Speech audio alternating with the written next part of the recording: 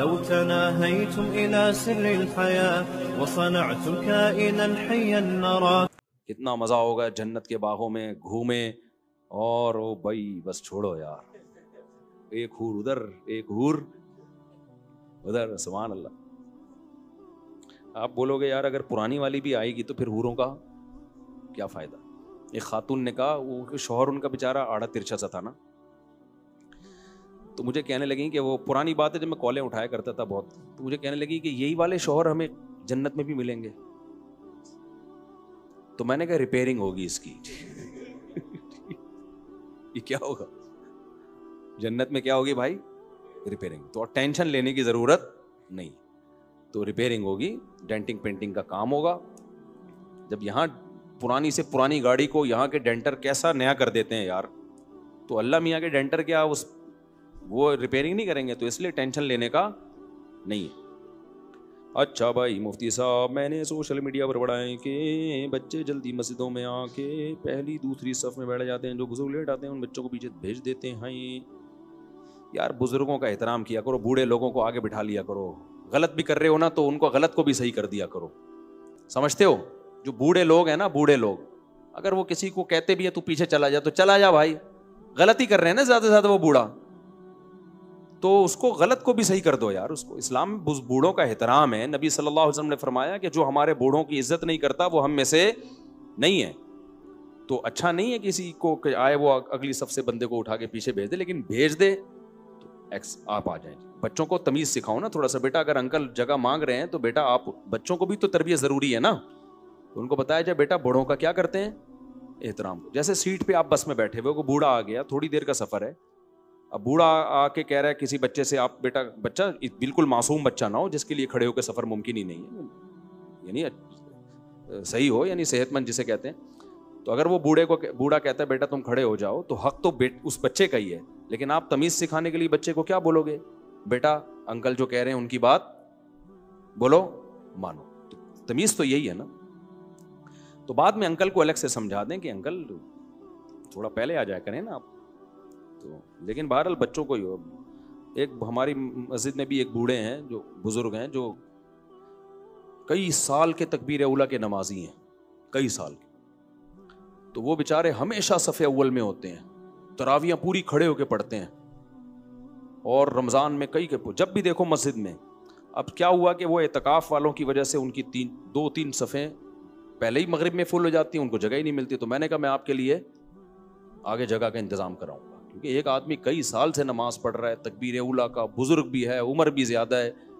تو اس کو عوام کو چاہیے خود ہی اتنا رائٹ دے دیں کہ انکل آپ تو پکے نمازی ہو، ہم تو کبھی کبھار مسجد میں کسی سلسلے میں حاضر ہو جاتے ہیں.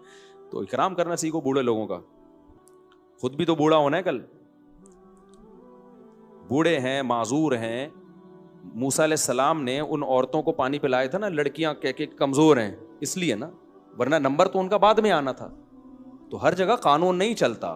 جو معذور ہوتے ہیں، کمزور ہوتے ہیں، ان کو ہر چیز میں ترجیح دینی چاہیے. سمجھ، حق نہیں بن رہا ہو تو بھی ترجیح دینی چاہیے. آدھا تولہ سونا ہے زکوٰۃ لازم ہوگی. سونے کے ساتھ اگر 1 روپیہ بھی ہو تو سونے کی ویلیو دیکھی جاتی ہے، سونے کی کوانٹٹی نہیں دیکھی جاتی. آدھا تولہ سونا بھی آج کل کافی مہنگا ہو گیا ہے.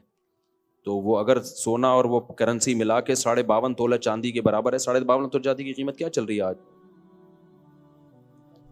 1,37,000. تو تقریباً 1,37,000 کے برابر اگر ہو جائے تو زکوٰۃ لازم. اچھا بھائی رینٹ پر دیے گئے گھر پہ زکوٰۃ لاگو نہیں. زکوٰۃ دیتے وقت کیسے پتہ لگایا کہ مستحق نے پہلے بھی زکوٰۃ لی ہے؟ نہیں بھائی، اندازہ ہی لگایا جا سکتا ہے، اس میں 100% یقین نہیں ہوتا. ہمارے ہاں لوگ غربت سے تنگ ہیں، جبکہ ابھی فلسطین بے یار و مددگار. تعاون کس سے کریں؟ دونوں جگہ تعاون کریں، وہاں بھی کریں اور یہاں بھی کریں. اگلا سوال کا جواب میں اناؤنسمنٹ کر کے نہیں دے سکتا، اعلان کر کے نہیں دے سکتا. کیا مرد دوسری شادی کی نیت کرے، پہلی بیوی کو پتہ چل جائے اور پہلی بیوی اسے زہر دے کر مار دے تو کیا مقتول شہید ہوگا؟ کیونکہ نیت مقتول شہید ہوگا، بیوی جہنم میں ہمیشہ جلتی رہے گی. کیونکہ قتل نفس جو ہے یہ معمولی جرم نہیں ہے. کسی گناہ پہ اللہ نے یہ نہیں کہا کہ ہمیشہ جہنم میں جلے گا. قتل پہ اللہ نے یہ کہا ہمیشہ جہنم میں جلے گا. اگرچہ اہل سنت والجماعت کے یہاں وہاں ہمیشہ کا مطلب ہے بہت طویل عرصہ. قرآن کی آیت کی تعویل کی ہے انہوں نے دوسری دلائل کے پیش نظر، لیکن رہے گا بہت طویل عرصہ. تو یہ آج کل ہے ایسے ایسے واقعات ہیں, شوہر نے شادی کی, بیوی نے گولی مار دی اس کو, تو لوگ ہنس رہے ہوتے ہیں اس پہ, تو وہ عورت اپنے لیے جہنم کا سامان کر دی. کچھ بھی نہیں سوائے صبر کے عورت کے پاس کوئی آپشن نہیں ہے, کیونکہ اللہ نے جو قانون بنایا ہے وہ ساری عورتوں کو سامنے رکھ کے بنایا ہے کہ سب کا گھر بسے. تو یہ اسلام میں نہیں ہے کہ ایک اچھے مرد پہ ایک عورت قبضہ کر کے بیٹھ جائے, یہ نہیں ہو سکتا. تو سب کا گھر, اور یہ کوئی نئی بات تھوڑی ہے, عربوں میں سب کرتے ہیں, سوڈان میں سب کرتے ہیں, صدیوں سے مسلمان کرتے آئے ہیں, صحابہ کرتے تھے. یا تو کوئی ایسا کام ہوا ہوتا نا جو زندگی میں کبھی ہوا ہی نہ ہوتا. اب تو ویسے بھی رواج بہت زیادہ ہو گیا ہے, مجھے لوگ بتا رہے ہوتے ہیں, بیان سنا آپ کا, ہم نے کی ایک چیز یوز ٹو کافی حد تک ہو گئی ہے. تو عورت کو صبر کرنا چاہیے ایسے موقع پہ. سارے مزے دنیا میں حاصل نہیں ہوتے, کچھ کمپرومائز کرنا چاہیے. دنیا مسافر خانہ ہے. میں وہ بتاؤں, ایک ہمارے دوست تھے, انہوں نے دوسری شادی کا ارادہ ہوا, ان کی بیوی نے منع کر دیا. میں نے کہا یار آپ مر بھی تو سکتے, بیوی بیوہ ہو گئی, پھر وہ مر ہی گئے بیچارے ایکسیڈنٹ سے. وائف اب تک بیٹھی ہوئی ہے, میں نے خیال ہے 20 سال تو ہو گئے. تو میں نے کہا اس سے بہتر نہیں تھا, یعنی بالکل ہی وہ بیوہ ہو گئی نا, تو ایسے کوئی اور بھی تو بیوہ ہو سکتی ہے. تو اسلام نے جو آرڈر دیا ہے وہ اللہ کا حکم ہے. تو عورت کو طبعی تکلیف ہوتی ہے شوہر کی دوسری شادی پر, وہ گناہ نہیں ہے, وہ نیچرل ہے. کوئی بھی عورت نہیں برداشت کرے گی میرا میاں دوسری شادی کرے, وہ نیچرل ہے. تکلیف بھی ہو, روئے بھی, غم کا اظہار بھی کرے, شوہر کو منع بھی کرے کہ بھائی مجھے بہت تکلیف ہو رہی ہے, لیکن اس طرح کا ایٹیٹیوڈ کہ آپ کے عمل سے یہ لگے کہ آپ کو اللہ ہی پہ اعتراض ہو رہا ہے, یعنی اتنا ریئیکشن کرنا جس سے یہ لگے کہ گویا اللہ نے غلط حکم دے دیا یا اجازت غلط دے دی ہے, یہ پھر زیادہ ڈینجرس ہو جاتا ہے. یہ پھر معاملہ کفر کی طرف جاتا ہے. سمجھتے ہیں کہ نہیں سمجھتے؟ تو مار دینا اس کو یا بالکل ایسا کر دینا, یہ ٹھیک نہیں ہوتا. اور دوسری بات یہ کہ مرد کو اگر دوسری کرنی ہے نا, یہ بہت سارے کیسز آ رہے ہیں, دوسری کر کے بہت برے طریقے سے بہت لوگ پھنسے ہیں, اتنے برے طریقے سے پھنسے ہیں نا کہ وہ میرے پاس ان کے کیس آتے ہیں اور وہ کہتے ہیں یار کس عذاب میں پڑ گئے, کیا پن لگا کے رکھا ہوا ہے. کیونکہ وہ دونوں بیویوں نے اتنی تکلیف دی ہے. بعض دفعہ دوسری نہیں پہلی دے رہی ہوتی ہے, بعض دفعہ پہلی نہیں کون دے رہی ہوتی ہے, دوسری. بعض دفعہ تو مرد ہی غلط ہوتا ہے. میں نے ایسے کیس بھی دیکھے, کمبخت دوسری کرنے کے بعد پہلی کو لٹکا دیتا ہے, یا دوسری کرنے کے بعد دوسری کو لٹکا دیتا ہے. مرد بھی غلط ہوتے ہیں, تو وہاں تو مرد کو سزا دی جائے گی. اور نبی نے وعید بھی سنائی ہے, جو دو کرے اور حقوق ادا نہ کرے تو قیامت میں فالج زدہ دھڑ کے ساتھ آئے گا, وہ بہت بڑا عذاب ہے اس کے لیے. بعض دفعہ مرد غلط ہوتا ہے, بعض دفعہ عورت غلط ہوتی ہے. وہ اتنا زیادہ مرد کو ٹینشن دیتی ہیں کہ وہ آدمی پاگل ہو جاتا ہے, باولا ہونے لگتا ہے. تو ایسے موقع پہ میں ان مردوں سے کہتا ہوں جو خراب نہیں ہے, یہ ذہن میں رکھیں, ایسا نہ ہو خراب مرد میری اس بات کو اپنے فیور میں لینا شروع کر دیں. مردوں میں بھی 2 نمبر ہی بہت ہے. تو ایسے موقع میں کہتا ہوں بھائی ایک لمٹ رکھو برداشت کی. ایسا نہیں ہوتا کہ قیامت تک اب آگ میں ہی جلتے رہو 2 بیویوں کی, وہ 2 اٹھا کے جو مرضی کرتے رہے, بس آپ نے برداشت ہی کرنا ہے برداشت گھر بسانے کے لیے ہر ایک کو, لیکن اس کی ایک کیا ہونی چاہیے, لمٹ. یہ حدود ہیں. ان حدود میں کیا ہے؟ پہلی بات, پہلی کو بول دو بھائی کہ دوسری کی موجودگی میں آپ نے مجھ سے رابطہ, یعنی جب دوسری کی باری ہوگی آپ مجھ سے رابطہ, وہ پہلی والی وہ دوسری کے گھر پہنچ رہی ہوتی ہے, اس سے کہہ رہی ہوتی ہے یہاں کیوں بیٹھا ہوا ہے, وہ دوسری کہتی ہے یہ کیا مذاق ہے بھائی, وہ زرد حصہ ہوتی ہے. بعض دفعہ دوسری پہلے کے ساتھ یہ کر رہی ہوتی ہے. تو اب میں کیا ڈیٹیل بتاؤں گا, بات لمبی ہو جائے گی. برداشت کرو حد تک, لیکن ہر برداشت کی ایک لمٹ. بھائی اس سے آگے اگر نکلنے کی کوشش کی تو میں علیحدگی کی طرف جاؤں گا. پھر نہ بچوں کو کمزوری سمجھو نہ کسی اور کو, کیونکہ حد درجے کی برداشت کسی میں بھی دنیا میں نہیں ہوتی. کیونکہ آپ ڈپریشن سے مرو گے, کل یہ بچے ویسے ہی یتیم ہو جائیں گے. تو پھر کیا ہوتا ہے, جن کے بچے ہوتے ہیں آدمی کہتا ہے میں باؤنڈ ہوں بچوں کی وجہ سے. نہیں بھائی, بچوں کی بھی ایک حد تک مجبوری اپنے آپ کو سمجھو.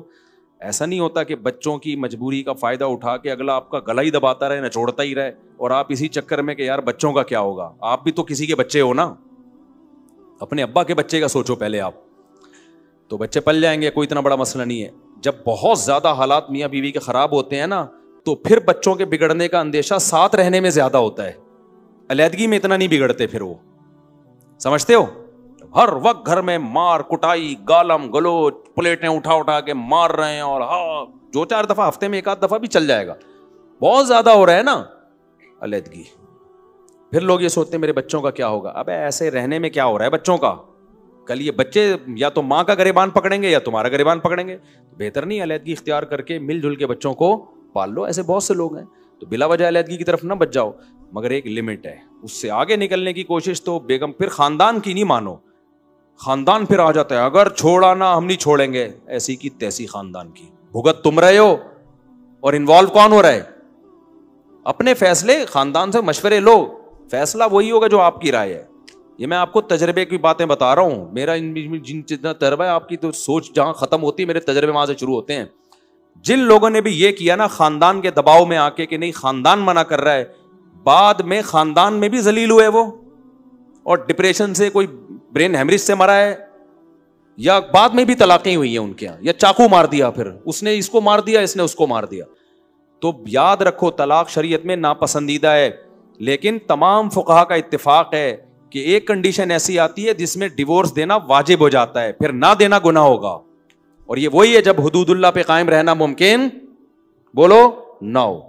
تو حد ایک چیز کی لمٹ, 2 بیویاں ہو, 4 ہو, 1 ہو, اس سے کوئی فرق نہیں پڑتا.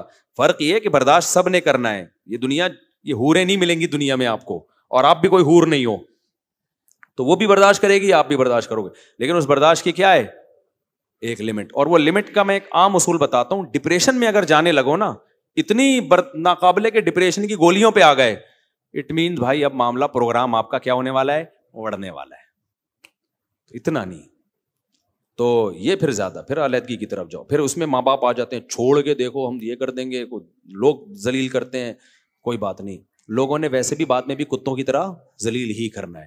تو لوگوں کے ڈر سے اگر کوئی ڈیورس نہیں دیتا تو وہ بھی بے وقوف ہے. ہاں خود نہ دو, آپ خود حتی الامکان کیا کرو, برداشت کرو. گھر ہمیشہ برداشت سے ہی چلتے ہیں, لیکن ناقابل برداشت دنیا میں کوئی کام نہیں ہوتا. میں نے ایک میاں بیوی آئے نا, ان کی لڑائی ہو گئی تھی, سلو ہوئی, تو میں بیچ میں تھا. تو لڑکی کے باپ نے کہا کہ یہ اس شرط پہ اپنی بیٹی بھیجوں گا کہ ہر قیمت پہ اس نے اب میری بیٹی کو برداشت کرنا ہے, جیسی تیسی ہو. میں نے کہا انکل ایسا نہیں ہوتا, ایسا نہیں ہوتا کہ اس کو کھلے اختیارات دیتے ہیں, کچھ بھی کر لے برداشت ہی کرنا ہے, ایسا نہیں ہوتا. یہ بھی پابند ہوگی اور یہ مکھنچو بھی کیا ہوگا, یہ بھی پابند ہوگا. نہ یہ ناقابل برداشت حد تک میاں کو برداشت کرے گی, یہ بھی نہیں ہوتا کہ میاں بھی ناقابل جو مرضی کرتا رہے. نہیں بیٹی تم نے گھر ہی بسانا ہے. بھائی ایک لمٹ ہے, شادی خوشیوں کے لیے کی جاتی ہے, عذاب کے لیے نہیں کی جاتی ہے. تو اس کی بھی, میاں کی بھی ایک لمٹ ہے. اس حد سے آگے بڑھا تو بھائی ہم پھر خلا کی طرف جائیں گے, آپ سے ڈیورس کا مطالبہ کریں گے, بچی کو گھر بٹھائیں گے, جو بھی ایک طریقہ ہے. تو ایک لمٹ ہے ہر چیز کی. تو ایسا دنیا میں اس سے بڑا بے وقوف کوئی نہیں ہے جو کہ جو بھی ہو جائے میں نہیں, یہ نہیں ہوتا, یہ نہیں ہوتا. ایسا کریں گے تو کوئی بھی نہیں آئے گا. تشریف لے جائیں آپ لوگ, میری جان چھوڑ دیں. وما علینا الا البلاغ. ہوا و حرص والا دل بدل دے, میرا غفلت میں ڈوبا دل بدل دے.